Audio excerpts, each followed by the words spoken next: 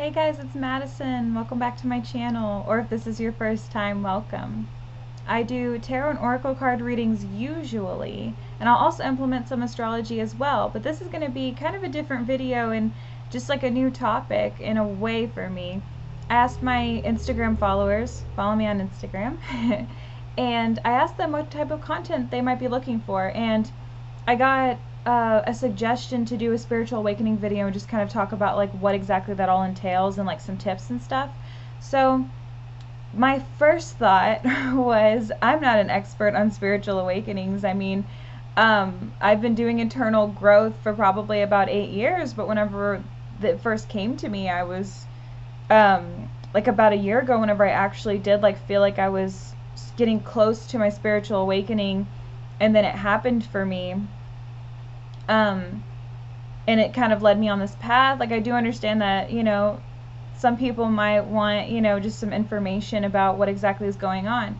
So I might not be an expert, but at least I have, you know, some idea of what it is and what I experience. So that's basically going to be what this video is about. I did some research. You can find it in my blog, because I also wrote an article to go along with this, and the article ended up being much longer than I thought it was going to be. But it's a lot of crucial information, and it's a lot of mixed stuff that I've learned from psychology and my own experiences, and then things I know about spiritual awakenings, and then the little bit of research I did for this video as well. So if you want to go and read that stuff, this video is also in that post. So you'll be able to watch the video and follow along if you want, if that's something that you're into. If not, you know, we can just kind of start talking about it. And then at the end, because I asked everybody what they would think about me pulling some collective cards for what we can do for spiritual growth in the future, I got some yeses on that, so we're going to do that as well at the end. We're going to pull a few cards. It's not going to be tarot cards. It's going to be from the ritual deck, from my Shine from the Inside deck, and then my Healthy Chicks deck.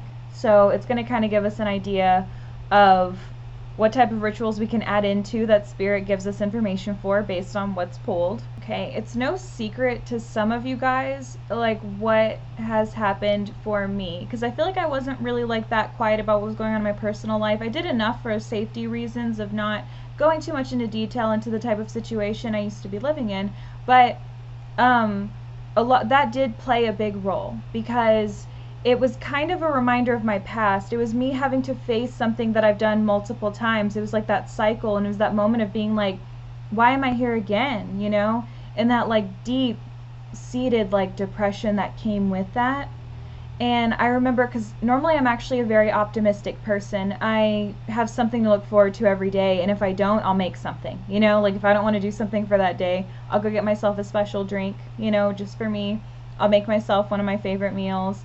I'll you know, just add something into my day that I can look forward to. And I remember waking up one day and I was like, I don't see a reason in being happy about anything. In a really long time, I hadn't felt that way. So it had me wondering why I was in this position and why this was going on. So then I started going to therapy. And that was how I slowly started to begin to realize that there was a lot of abuse going on that I wasn't really present of. I didn't understand it because I had never experienced emotional abuse at this level. So that was kind of like an opening for me of like what type of treatment I had been accepting in the past from like friendships, old boyfriends, stuff like that. My fiance is great, so obviously not him. He was going through similar things as well, you know? So, sorry the lighting keeps on changing. I wanted to use a mixture of the sunlight and the light bulb light, but it looks like it's going to keep like going back and forth, but whatever. We'll deal with that another time.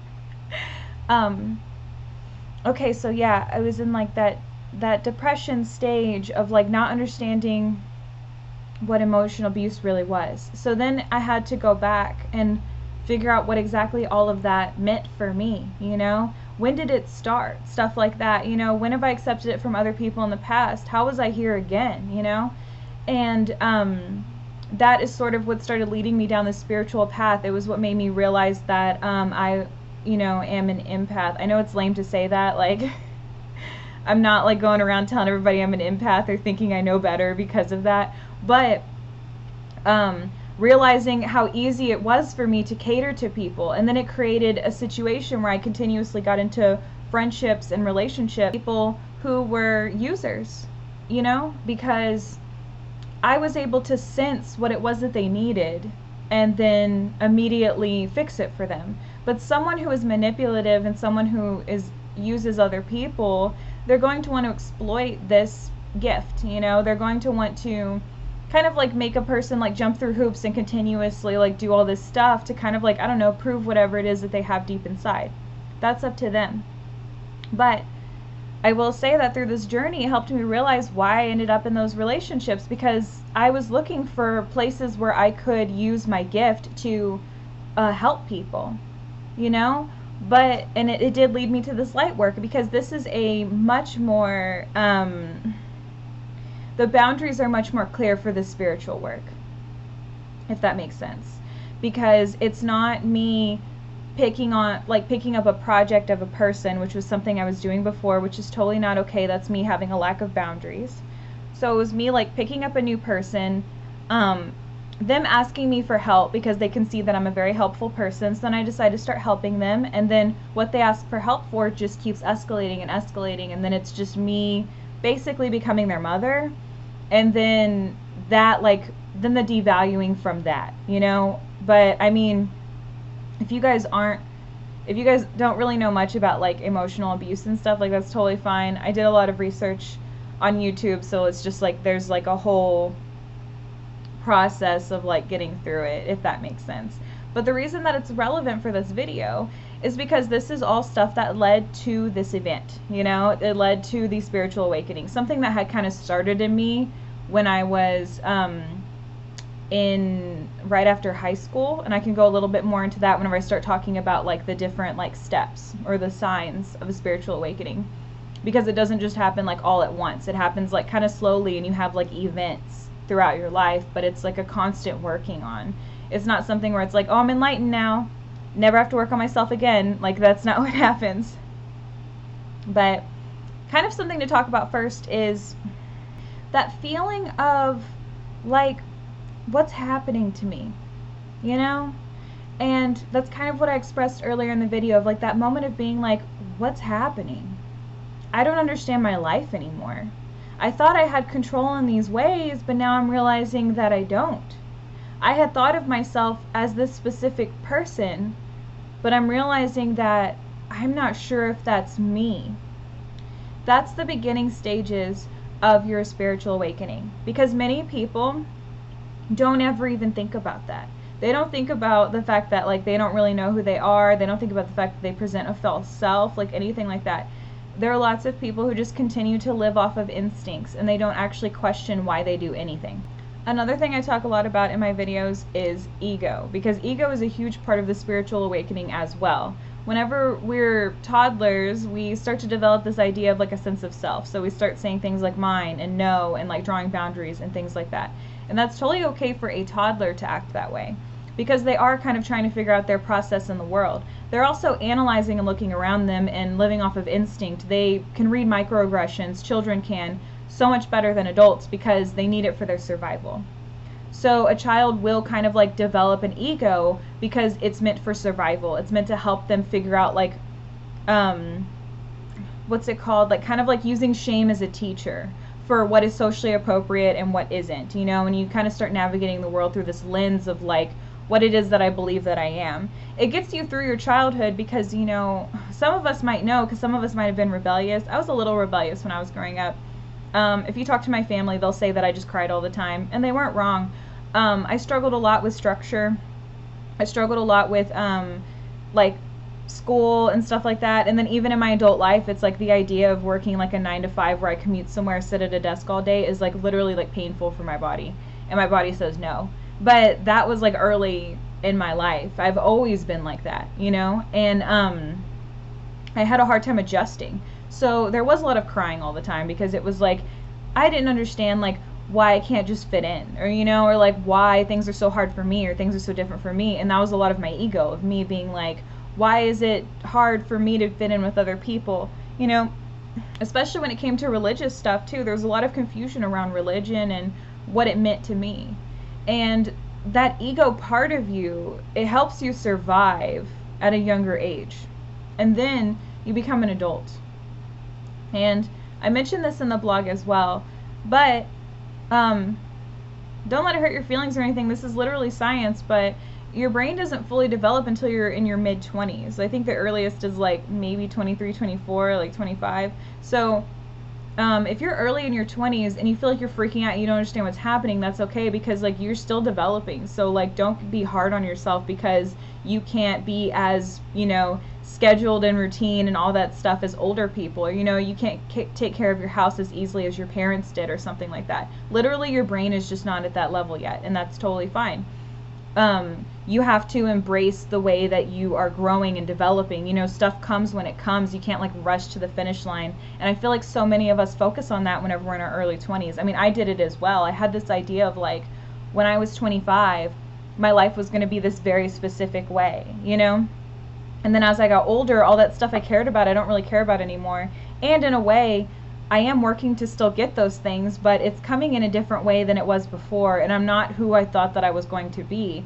And that's totally fine, because that person I thought I was going to be was based off of what I thought that my family wanted to be me to be, what I thought that people would think I was smart if I was this type of person, like all these different things that were part of my false self. I also was always kind of a bit of a know-it-all and stuff like that, because I have always been like kind of spiritual, and then the empath thing, where it's like most of the time I'm right. Not right all the time. I used to think that at one point, that I was always right, but not right all the time. Honestly, 50-50 if I'm gonna be like really honest. Even if I like really think that I'm right, many times I'm not. And also, we can't tell somebody else what to think or what to believe. So like if I have this idea, I have a Virgo moon as well. If I have this idea that I think that somebody should be doing something, or they're capable of this, or like I don't understand why they're not doing it, that's all my ego stuff, because I'm putting these expectations on them based on what I think, and that's not a way to look at the world. We have to be more open and not put limits on other people. We don't like when people put limits on ourselves, right? So there's kind of like that whole part of it. So as we're growing up and we're going through this ego stage, we start to learn our conditioning. And other people condition us. Not just your family, also friends. Your conditioning starts the moment you go into school for the first time, or you go into a group environment for the first time. Your conditioning starts there, because you start realizing what is okay and what is not okay based on societal rules. And the way that people explain these rules to you will affect the way that you think about yourself. So if you're shamed, you will instantly start feeling shameful for being your true self, because you expressed yourself freely and then was shown shame for expressing yourself, So you start to like not really trust yourself, and this pulls you further and further away from spirit, and it makes your ego stronger.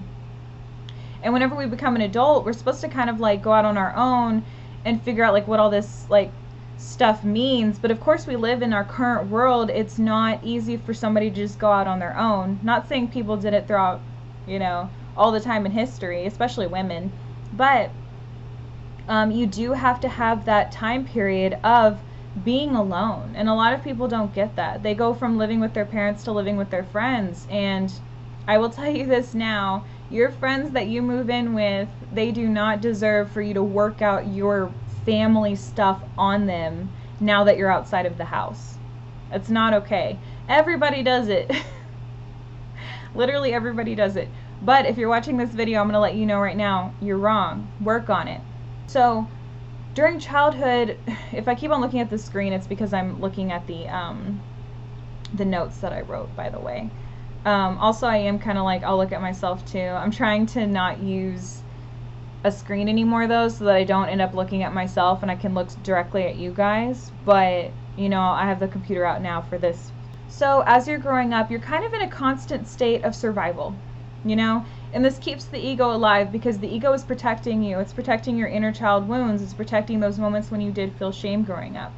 So that's why we kind of like go on autopilot for a while, and that's you like kind of falling asleep. That's you being asleep. You're not awakened anymore, because at your true self, whenever you were a child, a very small child, that was your true self. But you've slowly moved away from spirit based on conditioning and shame and all these other things. And now you are asleep, just like everybody else.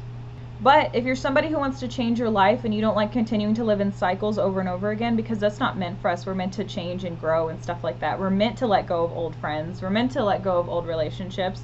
I mean, sometimes people can grow with us, but not every single person is going to grow with us, you know? So if you have friends from your childhood that are still like showing signs of like being not something that you're into, I immediately thought racist, sexist, stuff like that. But for you, it doesn't even have to be that much. It could just be like somebody who puts you down all the time or something like that.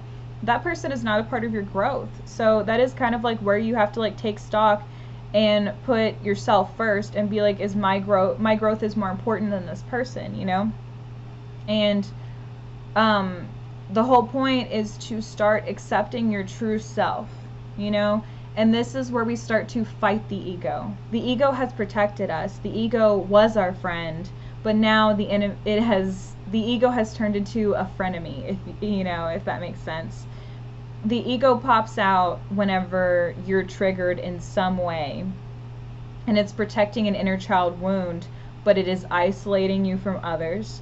It's causing you to not do the work it takes to grow. It can make you lose jobs, you know? It can make you never move into a new situation. Like you'll just continuously live in cycles. So it's important to fight that part because you want to grow and change. So now I'll start getting kind of into the signs of the spiritual awakening. Okay, so number 1, whenever the spiritual awakening is starting to happen, you will feel lost. You start to realize that your life, I kind of talked about this earlier in the video, but I'm just going to bring it back up again. You kind of start to realize that your life isn't turning out the way that you thought it would be. You had all these big plans, but it's just not really working out, you know? And it kind of becomes this idea of like, why don't people love me the way that I feel that I deserve, you know? And why aren't people changing to adjust to what I need? You know, I'm talking about those old friends that I was talking about, toxic boyfriends, girlfriends, whatever, toxic family members even. We have this expectation, or our ego has this expectation that people will change for us, you know? And people are supposed to change for themselves. So us expecting that already is already having a bit of a big ego and letting it take over our thoughts. Because then it becomes intrusive thoughts of like, why is this person disrespecting me? How dare they do that? Like all these things. So it's like your ego's getting out of control. So you start to get into this depressed feeling of like, this isn't working. The universe is telling you that the way you're thinking about things does not work for you. Whenever we get to this point and we ask ourselves, why am I here over and over and over again? You make the realization that the answer is within you. It is not anyone else's fault that you are where you are, if that makes sense. If it doesn't make sense to you yet, you're still working on it, and that's fine. The second sign is that the mask is lifted. You had this idea of your false self, that you have believed this for years, that you are this type of person. You've done things in the past that contradict that you are this person, but you ignored those things. You defended yourself. You dismissed other people for pointing it out to you. But now that mask is lifted. I am part of the problem.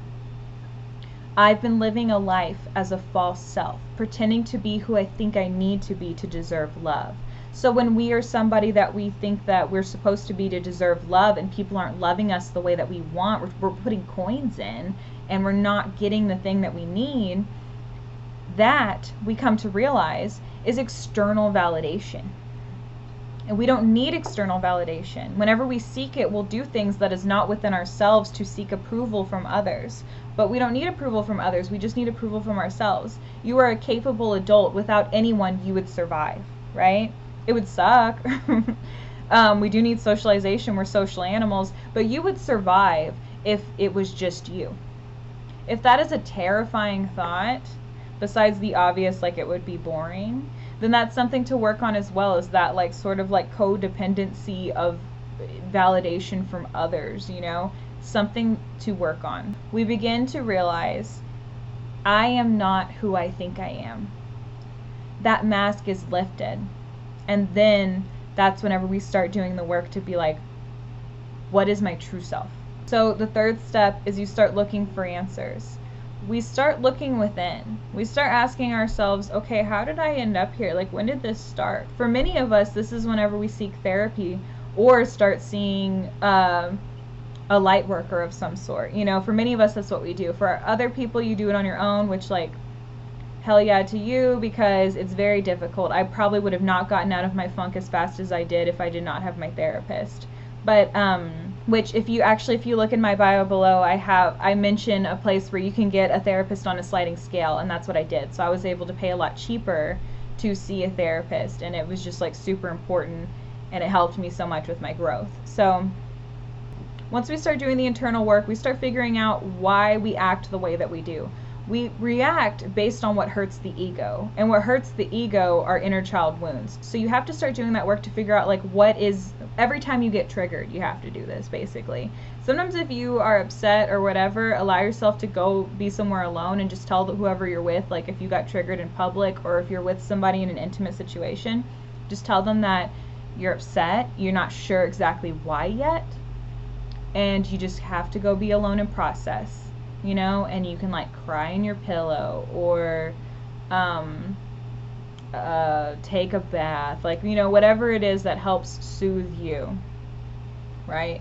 So every time this happens, that's whenever you have to do that work. So at this point in step 3, you're looking for those answers still. You're understanding what's happening to you is that you're getting triggered and you're reacting, you're not responding.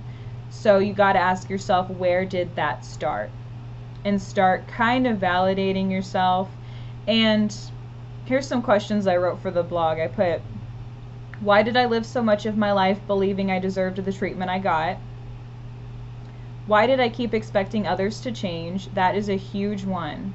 People will not change for us, ever. And why did I not just experience being? Because that's another part of like being with spirit, is just being instead of doing. Our ego does, our spirit just is, you know? So that's kind of also another reason of why we go in and out of it, because like since we are having this human experience, we are still supposed to do things. So that is kind of like the back and forth of like, okay, let me do things to meet my basic needs because that's what the ego wants you to do. And then the spiritual work is just being with yourself, being okay with yourself, stuff like that. I'll share another thing with you guys too, since we're at this looking for answers thing, and the why did I live so much of my life believing I deserved the treatment I got? Because I will tell you from personal experience, I didn't know that I accepted bad treatment. I thought I had good boundaries. Legitimately, I thought that. Because I had poor relationships in the past, poor friendships, but most of the time I was able to walk away. There were like a few times whenever like the other person ended their relationship, but for the most part I was able to consistently be like, this doesn't serve me, and I was able to move on. And many exes I had would come back around and I would be like, no, I'm over you. I don't want to continue to hurt myself, you know? So I thought that I had strong boundaries, like legit. But through this experience I realized that, one, I didn't even know what boundaries were, which I didn't. The first time I heard it was I think 3 years ago. 3 years ago was the first time I heard the term boundaries, and I was like, what's that? And the person who explained it to me did not explain it well, because she had very poor boundaries. But like she kind of created a buffer where it was like a very vague definition so she could continue to be the way that she was, which, you know, that's fine. But then I started to slowly learn through the experiences of like dealing with people who were pushing my boundaries, that I realized, oh, I don't really have them, you know? Like I kind of put walls up around people, but then whenever they get inside, then I just like let everything go and I let them completely see who I am, and I overshare and I expect too much from them and like all these things that I was like realizing that I was doing, and it ends up pushing people away. And then those people would still like say nice things, like they'd be like, oh, Madison is so sweet, or whatever their like narrative of me was, but there still wasn't like this close relationship anymore, because it was just like once the walls were down, it was like, you know? And it's like that's a huge contrast between like somebody who like is hard to get to know and then somebody who has like no boundaries with you, you know? So that was kind of like something that I started to learn at that time, and that was something I was looking for answers for. And then my therapist helped me with establishing boundaries and holding them. She talked me through, because the people that I was around at this time did not respect them at all. Any boundary I had, they immediately would break it, and then they would continue and not stop, and you'd confront them and be like, hey, you're breaking my boundaries, and they would say, no, I'm not, or it hurts me when you do this, or whatever, and they would just start like gaslighting. And I still had to stay strong and firm and be like, I'm not going to change my mind, no matter how much the other person or the other people threw adult temper tantrums, threw things, screamed, cried, whatever. This was all a learning experience for me. I didn't grow up in a physically abusive home like that, you know? My mom didn't like throw things or punch walls or any of that stuff. And then I was living in a situation where people were doing this just because I wasn't cooking meals for them, or because I wouldn't wake them up in the morning when they asked me to. Things that are not my responsibility. There's somebody here who is breaking things, screaming, crying, gaslighting, all these things. I'm not trying to slander this person. Other people might know who this person is. I do hope the best for them. I'm just talking about like what this experience was like for me. And I had to still hold my boundaries with someone, with an adult throwing a temper tantrum. And that is, for some of you guys, you know that is terrifying. It's terrifying when your parents do it to you. It's terrifying when other family members do it to you.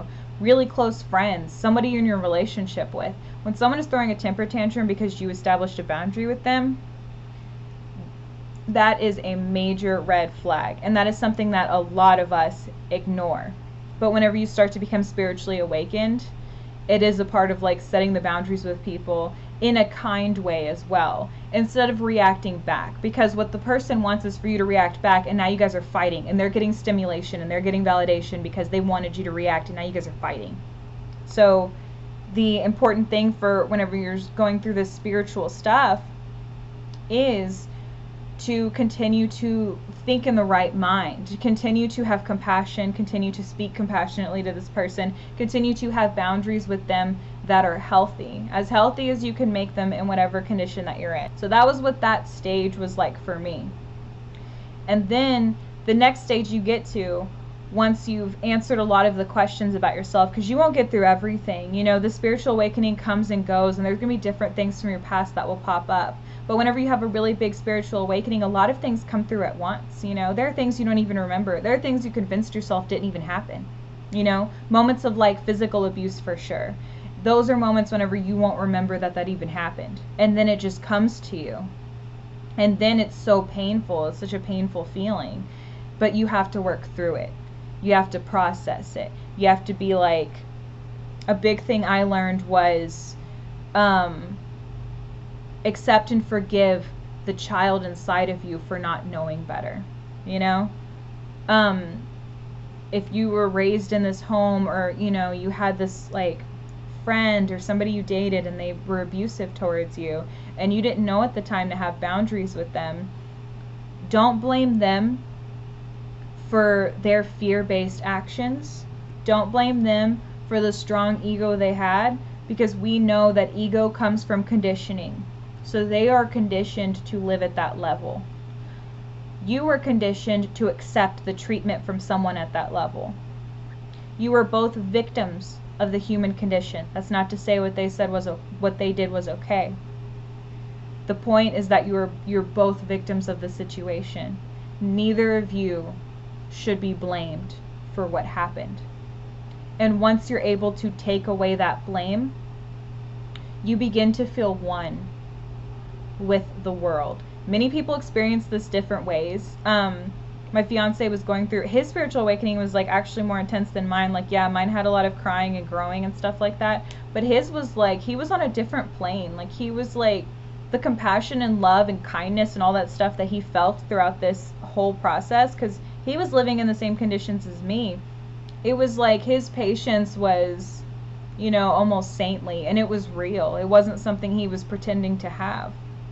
So, but he just felt one with the universe, and he felt it deep inside, and he was expressing it. And that for him lasted about, like, I would say probably like 3 months before he started like kind of going back to like his average self, and then now he's kind of like working on like what's the next step for me, you know?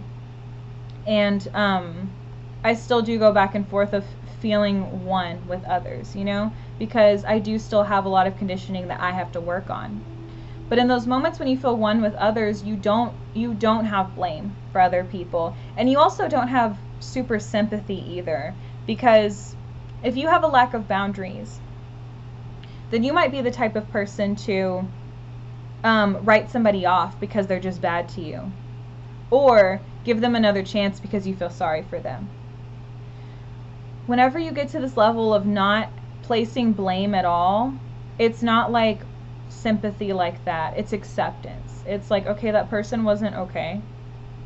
Like, whatever was going on with them, like they felt a lot of fear. They were scared. They were conditioned to live at this level. And that's not my responsibility. And they were just living and expressing themselves the way that they knew how. And for yourself, you were doing the same thing. So now you can start to feel that oneness. And this is a great part, or it's a great stage to start radiating love for other people, because it opens you up to a dialogue about this stuff. You want to share it with other people. You want to talk to people about it. You want to talk about your growth. And so it's a really like good part of the process. It's the part that everybody's searching for, is feeling one and feeling like a part of the collective. So the fifth thing is when you start to lose that spark. It happens. It's going to happen over and over and over again. We do live in cycles, right? And I'm sure some of you guys have heard of my other videos, but the best way to get through cycles is to understand them, you know?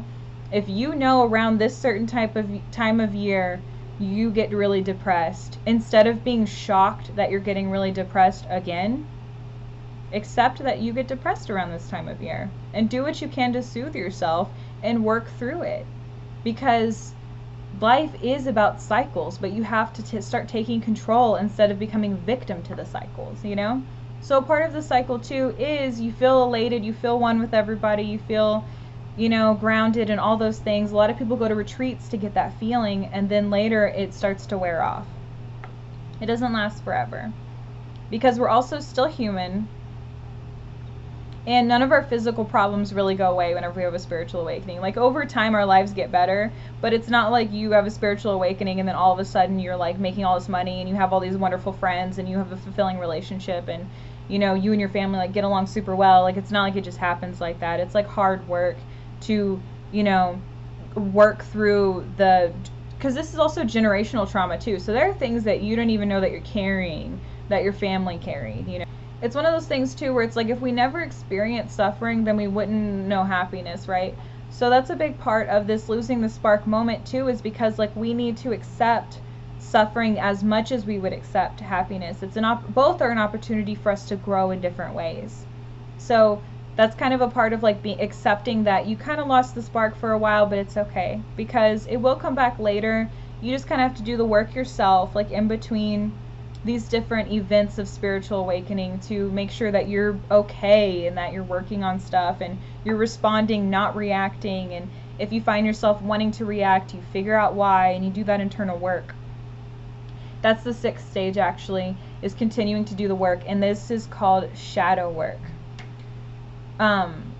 Nobody had just one moment in their childhood that was difficult and then they worked on it and then now they're just like all better. Like, that's not how it is. Every moment you felt shame was a traumatic event for you. Obviously other people had like different levels of trauma, and like I understand that, but every time that you were shamed for being yourself, that was a traumatic moment for you. Every time that you were just like playing around and then an adult turned and yelled at you because they didn't realize they were upset about something, or that they didn't have good boundaries with you. So instead of like explaining and being direct, they just yelled at you. That is breaking a boundary, that's causing shame, all that stuff. That's traumatic, because you are not expecting them to just blow up out of nowhere. You're expecting emotional consistency. And for most of us, our parents were not emotionally consistent. Not their fault. They just didn't know at the time that this stuff would affect their children. they were yelled at by their parents and they figured, I turned out okay. That's ego talk. I'm going to treat my children the same way that my parents treated me, but just a little different. Like, they're going to take away a few of the like really traumatic stuff for them, but all the small things that made them defensive and kind of like the person who does live in toxic cycles that they become, they want to perpetuate that and put that into you as well, because they want to connect with you over the fact that we live in these toxic cycles. They want that generational trauma between you guys to bond you. So that's part of doing the work too, is it's like you have to process all this stuff. And the way you do it is you confront the problem, you process why it's there, you forgive yourself, and then you let go of the pain, you release it. And for like a lot of things, that's not easy to do, for sure. Like, I'm not saying this is like A, B, C, and D. Like, it's like you not only have to catch yourself being triggered, which takes practice. Eventually you will start to tell that you're triggered, because if you understand what the process is, then you'll understand what it like literally, if you have a sudden emotional reaction, you're already triggered by something. So then you have to figure out like why you're triggered, and sometimes just remove yourself from the situation. Like, I'll be scrolling through social media, read something really sad, and I will feel myself get triggered, and then I have to be the one to walk away, you know, and then like process it, and maybe even journal about it, cry if I need to. There's been a few times with everything going on in the world, there's been a few times where I've looked through social media and had to go cry afterwards and take a break and do something else. And so that's a part of that shadow work, is like working through that stuff and not engaging in conversations that are triggering for you. You don't have to have it. And if anybody out there is telling you you have to expose yourself to this thing, you have to see these things, like, if you've experienced it, you don't need to see it. You already know it exists. You already know how horrible it is to go through that stuff. So don't let other people try to force you, and also don't let other people try to make you admit something traumatic that happened to you. Like, they keep pushing and pushing, and they're like, well, if you were a person who blah blah blah, then you would know. And then you have to be all like, yeah, well, this happened to me. Like, you don't want to have a conversation like that. Like, that's not healthy for you. So after you continue to do the work, which this is going to be an ongoing process, you're going to go through these different signs multiple times throughout your life, but through all this work and through all these processes and all of this stuff, you start growing into your true self. You start accepting your true self. You start drawing boundaries with people and holding them in a way that is healthy, you know? You're not just like yelling at somebody or getting upset with them or something. You're just kind of like, this is the way it is. Like, you can either respect it or you can go, you know? And it's also whenever you start doing the work to soothe yourself, you know, you start figuring out like what exactly it is that you need. You listen to your body, you know? You listen to those creative sparks that come. Like, you're like, you know what, today I just need to paint, you know? And you just like work through that stuff and soothe yourself.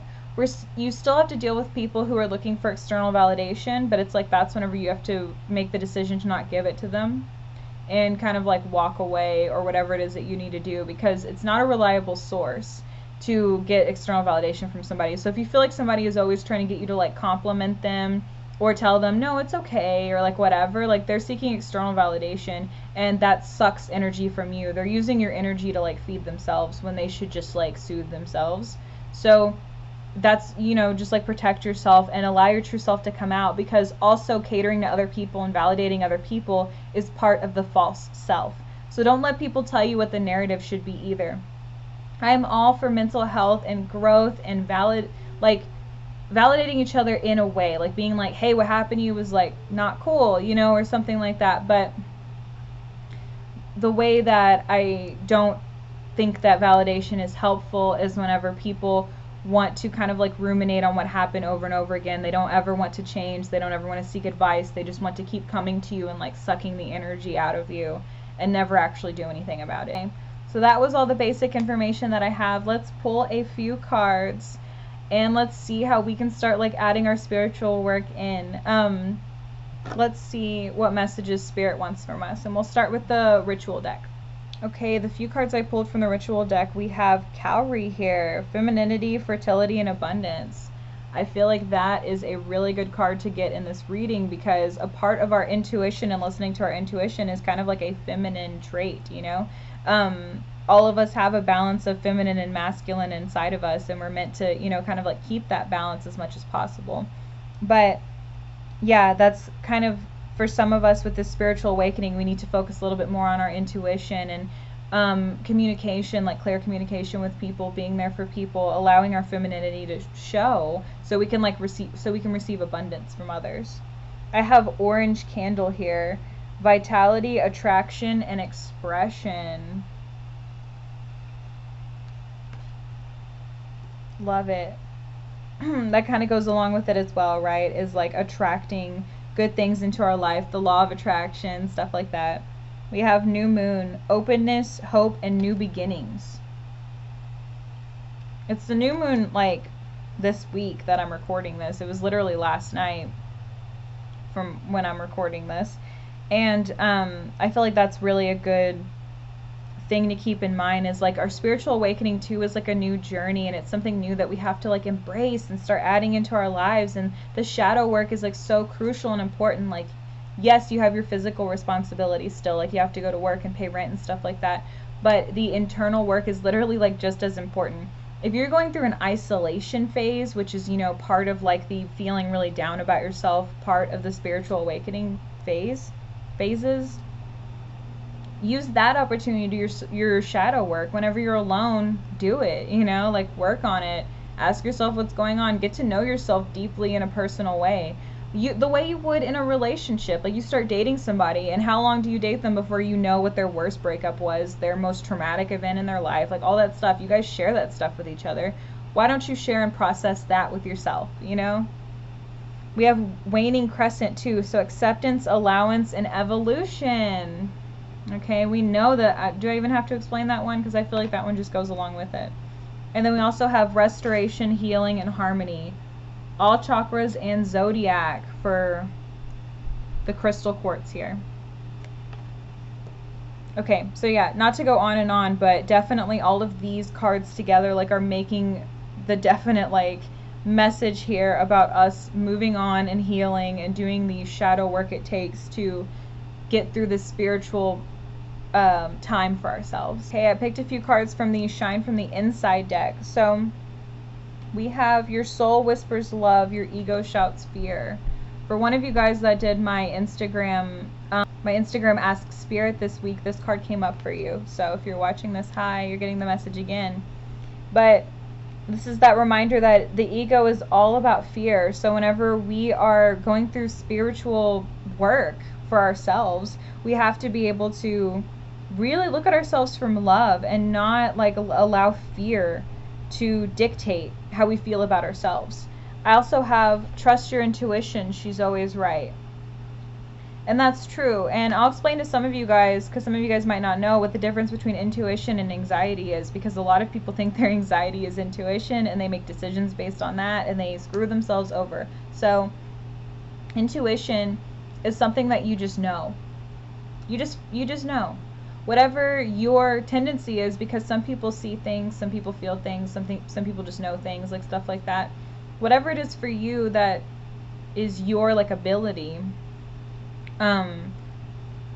is your intuition speaking to you. So whenever you just know that something's going to happen, that's your intuition. If you are afraid that something is going to happen, that's anxiety. I used to get those confused a lot, and I had generalized anxiety disorder because of it, because I was just constantly so worried about like what was going to happen at all times, like literally episodes of agoraphobia, you know. So kind of like working through that and recognizing that like just because a thought pops in your head doesn't mean that it's true. And many times it's anxiety, and anxiety comes from ego, comes from fear. We have surround yourself with your soul tribe. Yes, so surround yourself with people that are on the same plane as you, that people are trying to do the same thing as you. If you surround yourself with people from your past, then you're going to constantly keep living in those same cycles, unless those people are growing with you. But most of the time they're not. They're either growing on their own or they're staying the same. And it's important for you to have your own growth that isn't driven or directed by somebody else. So Surround yourself with people that are going the way that you're going with life, like the way you feel. Also have You Are Perfectly Beautiful. So you guys watching this needed to hear that for that to be here. And I feel like that's a part of the spirituality journey too, is kind of like loving and accepting yourself, because none of us are perfect. And with the way that people expect bodies to look like the media, and people will tell you straight to your face, like if you have a pimple on your face, somebody will be all like, can you do something about that? And it's like, that's their ego. They think that other people are meant to always look pleasing to them whenever they should just mind their own business, right? So just a reminder that you are perfectly beautiful, and anything on you that cannot be changed within an hour is the way that you look, and you're still beautiful the way that you are. You don't have to submit to what other people think is beauty, because some people won't even like notice some stuff, you know? Some people, like let's say you do have a lot of acne and it bothers you. There are plenty of people that don't even notice things like acne because they enjoy looking at people's eyes. You know, so there's gonna be plenty of people that are still attracted to you, still think that you're, you know, beautiful and all that stuff, you know, besides the crappy, like, what's it called? Low vibrational people, you know? There's plenty of people that, like, that's not what they're looking at. Or plenty of people that, like, they're looking at your soul. They're looking at your spirit. And you want to be close to people that love your soul and your spirit, not your body. You know, because your physical body will change in many ways throughout your life. So it's important to just accept those parts of yourself, and if you can work on them, but don't sweat it so much. You know, you don't have to look a certain way in order to be worthy of love. Okay, I haven't used my Healthy Chicks deck in a while, but I'm pulling it out for this because I think it really goes along with this. And this can be like journaling prompts for you guys if you're trying to work on your self-growth a little bit more. But we have synchronicity. I am living in the flow, and my life is unfolding just beautifully. So allowing the synchronicities in your life to kind of like embrace you, like every time you look down and you see 1111, every time you get into the car you hear the same song. Those are all like messages that are being presented to you. Listen to the signs, set your intention, let go. If you want to journal about it, you could journal what signs continue to show up in your life and what could they mean for you. We have intuition. I follow my intuition and trust that it's guiding me in the right direction. When I listen to my inner voice, all my needs and answers are met. So yes, do more intuition work. Listen to your intuition. Supporting actions. Listen to your heart. Say no more often. If you're feeling like you want to say no, just say no. And get an intuitive reading. So yeah, it's another thing too, because I'll just go ahead and boost myself for a little bit here. But that's a part of like the services I provide as well. Literally one of my book readings that I do is called What's Happening to Me, and it's about like what you're going through. I use astrology and numerology about what you're going through right now, what you went through last year, what you're going through currently. And for a lot of people, they're like, that's literally exactly how I felt, like you just put it like on paper. Or I do relationship readings as well, and people are like, okay, that's literally what it feels like. You know, I do a relationship check-in spread that I'm pretty proud of as well.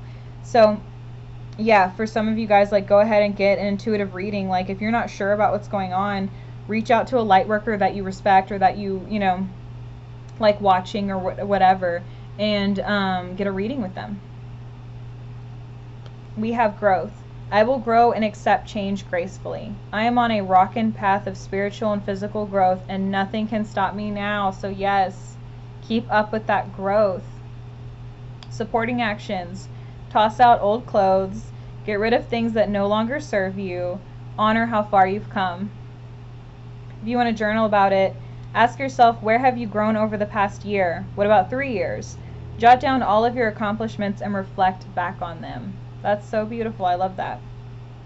Okay, so this has been my spiritual awakening video, included with a collective reading towards the end. And I just want to let you guys know that it's, you know, it's a continuous process. Don't ever feel like you're done, and embrace change in your life. You know, you're being led and your intuition is leading you, and where you are right now is where you're meant to be in this moment. So don't like freak out and feel like you have to like jump forward and rush forward and do all these different things. The only thing you can really do that does affect the process is resist it. Whenever you resist going with the flow of your life, then you're going to constantly be met with like a brick wall, brick wall, brick wall. You know, you're going to constantly be like, why am I here again? You know, tower moment, you know. So it's important for you to go with where your intuition is leading you. If you're hitting a wall, turn and walk the other way, you know. So yeah, that's just kind of for you guys here. And just wanted to let y'all know that I love you. And leave a comment if this resonated to let me know. And I will see you guys next time for my next video.